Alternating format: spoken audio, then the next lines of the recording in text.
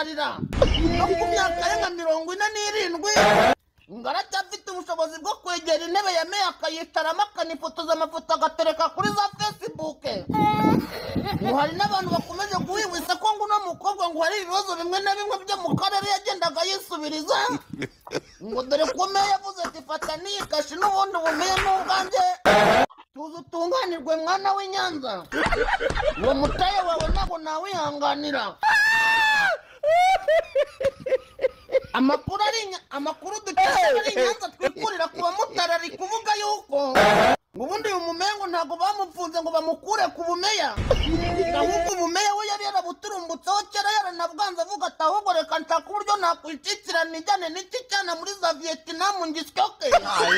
Ngo nibwo bamenye yuko meya ibintu by'ubuyobozi yabyivanyeho, ngo ahubwo yibereye muri procedure zo kwifatira icyo cyuca akakijyanira muri za Vietnam.